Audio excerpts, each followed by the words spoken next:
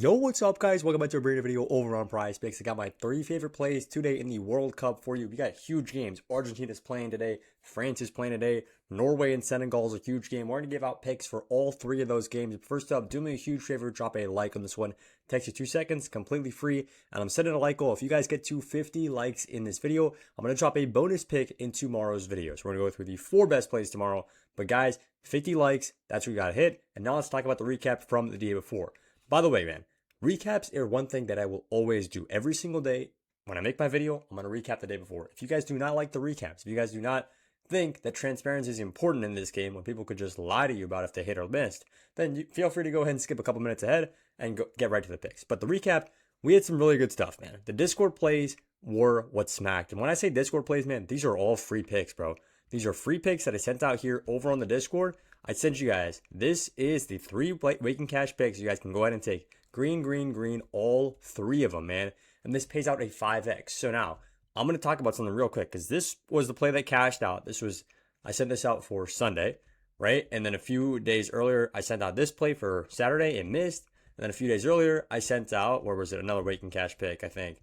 I sent out this play. Well, this was a winner, right? But the point is, we had a few misses in there and a few winners, right? The point is, if it's a 5x winner, you can lose 1, 2, 3 days in a row and then cash a 5x and you are back. You profited 1 unit in that situation, right? So you will literally still make profit if you can hit 5x's 1 in every 4 times, right? That means that you can sit through 3 losses, get a win, and make money. A lot of you guys can't even sit through half of a loss. A lot of you guys will see one of these plays go red, 2 of them go green, and say, this guy sucks at PrizePicks, man. If you can't even sit through half of a loss, how am I supposed to expect you to sit through 3 whole slip losses, cash 1, and make profit? It's about the math of it all, man. If this is paying out 5x, this actually is 5.5x, I lied, 5.5x, then we can win, we can lose a few days in a row and make money after we win just 1. And this is a trend that we talk about a lot on the plays. To recap the YouTube plays, Bentancur absolutely sold. Uruguay controlled possession for a decent amount of that game, and Oliveira did what he did best. Bentancur sold. Lamine Yamal, green, man. I told you guys this guy was going to score in the first 10 minutes, I think. He scored a goal. Absolutely ridiculous. On the VIP, I sent out 5 slips. Only 4 of them are pictures here, but 5 slips. 0 of them went ahead and cashed. This shouldn't be here. 0 of them went ahead and cashed. So we went down 5 units. But this one was super close, honestly. This one was pretty close, too. This was just 1 away. And these guys were all red, right? These are correlated duos. We're taking 2 red ones here.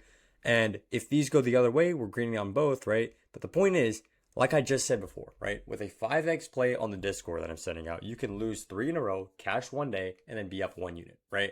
The way that works is you go down 3 units every time you you go down 1 unit every time you put a slip in, right? You put down 4 slips because there are 3 losses and your 1 win, and when your win pays you out 5x, you're up 1 unit, right? That is profitability. And you lost 3 and you won 1. And this is what happened. We lost 5 today. So we were not profitable today. But if you just look what happened yesterday, man, we literally profited 30 units in a single day. This is the power of the VIP, man. When it all goes right, when you get all your green slips coming through for you, you can make a ton of money. We sent out 8 slips yesterday. We cashed out for 30 units profit. Here, we sent out 5 slips and we cashed out for 5 units of loss. So that means over the 2 days, we're still up 25 units, man. You got to look at it in the long term, right? In the grand scheme of things, am I going to hit every single Discord play? No. Am I going to go and miss 5 VIP plays straight every single day? No, right? So we're having green plays in the Discord, red plays in the VIP. If you zoom out there, it's green on both ends, right? But not to the same extent on the Discord, right? It is still green in the long term. That's what I'm trying to say. Hopefully this is making sense. If it doesn't make sense, drop a comment, let me know. Now let's talk about the Discord, man, because this is 100% free. You guys can get all my picks in here. And we did cash out this 5x or 5.5x, excuse me, yesterday. So we're going to run it back today, hopefully. Make sure you're in the Discord. It's 100% free. Like I said, that link is in the comments. Now, if you guys want to get on the VIP, man, you can get on, and it's super, super cheap. So cheap that it's absolutely free. Once you guys join up on the Discord, go over to the free VIP section, and you guys can get free VIP using any of these apps. So if you sign up for Underdog, Chalkboard, or PrizePicks, or Novig, or Onyx Odds using code BAM, you can deposit at least $20 in that app. You can get in for free VIP for 30 days. Casually 30 days of free VIP. The VIP that made people 30 units in a single day yesterday, man. So you can get it on there for free if you just sign up for one of those apps that you don't already have. If you already have the app, man, get a buddy to sign up for it. It's not that hard. Also, Better and Dabble, code is FFBAM for those. You guys can get in there and start making some money too. Now, all this is on the Discord. I even dropped a video explaining exactly how to do this. So join up on the VIP or join on the Discord. It's 100% free. Then go to the free VIP section and start making some money over there. Now let's talk about the plays for today, man. I'm just going to go through a couple of my favorite picks. And honestly, man, I don't care how many of you guys say this is a bad pick, bro. I think Messi under goals is the way to go. I think Messi under goals is the way to go. People are not going to like this one, man. So I'm not going to put it in the official slip. But I think Messi under goals is the way to go. Okay, I'm just going to say it right now. It's not an official pick. But if you want my lean on that, I would lean Messi under goals. And we're not going to talk too much about it because it's not an official pick. But that's just one of my plays. Now, the official pick is going to be Mbappe under on passes attempted. Now, the reason we like Mbappe under on passes attempted, if you look at the way France are lining up at this World Cup, holy cow, Egypt are cooking right now. Absolutely cooking. They might make, that's crazy. They already played Belgium. Egypt might be who the United States plays in a couple rounds. I don't think any of you guys care about that. Maybe you do, maybe you don't. But I'm pretty locked into the World Cup, so I do know the groups and the brackets and how all that stuff works. Now let's talk about what's happening here in the France game. France versus Senegal. This is the one game France have played so far. Mbappe bagged two goals. It was a great game from him if you didn't watch the game. If you absolutely watched the game, if you actually watched the game, you'll notice this was not a great Mbappe game, man. He was very careless with the ball. He had a few rough touches in there and could have scored probably 4 goals if he was actually playing at the peak of his powers. Anyways, point being, Mbappe's playing central striker, man. He's not playing winger. He's not playing cam. He's not playing mid. He's playing striker as far up, the deepest player on the field. And the way they get Mbappe involved is simple. They know he's faster than nearly anybody on the planet, especially anyone on the planet who plays soccer, football, whatever you want to call it.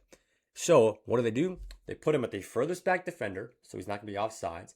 They have him make a couple looping runs and then jutting right past the defender as they send in a long ball or as they send in a through ball, and Mbappe will go ahead and run onto that. And that is basically just a free way to generate chances when you are France. You got one of the fastest players in the world going up against the defenders on the other side who are typically not all that quick. So that's what Mbappe does. None of that game plan involves Mbappe getting passes. He's going to receive the ball, take a touch, turn, fire. Receive the ball, take a touch, turn, fire. If he doesn't feel good, then he'll pass it right back to him. But he's not going to be involved in the build-up play a ton, man. He's playing the striker position. And a lot of these other strikers, I'll just see if I can find another striker for you, right? Another striker, like this is perfect example, man. This is a perfect example. This is how Norway went ahead and lined up at their first game, right? And the reason I'm talking about Norway now is because I'm trying to compare Mbappe to Erling Haaland. Because look at what happens here. Erling Haaland is playing, you guessed it, central striker, exactly where he usually plays. Because what is his job? His job is just to receive the ball, turn, take a shot, shoot. Receive the ball, header, shoot, right? This is the way Erling Haaland plays. And it absolutely cooks. He got 2 goals in this game. Erling Haaland's passing line is at 12.5. 12.5, man. Mbappe's is at 30.5. That is ridiculously high. Do I think it should be at 12? No. I think it's probably fair value at like 20 or 22 passes attempted. 30.5 is ridiculous. Definitely take this one on the under. It's also worth mentioning they're playing against Iraq.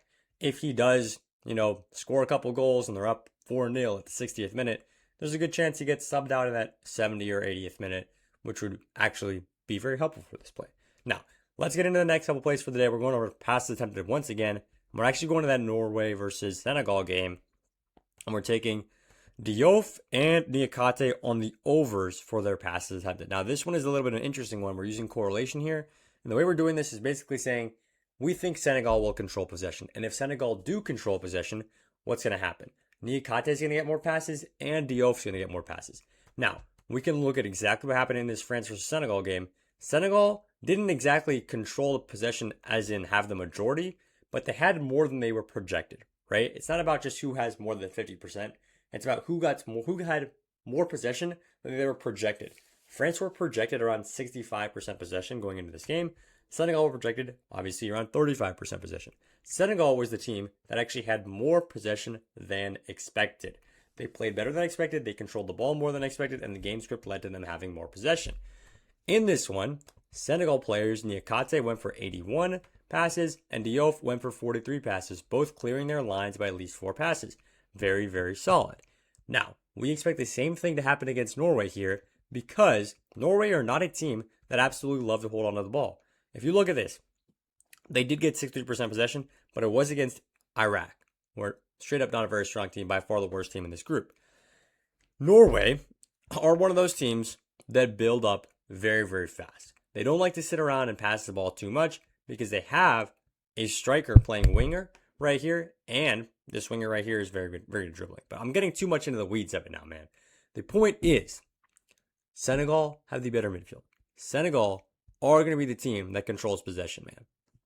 I just see it happening a lot. If they were able to control possession against France, they're able to control possession against Norway.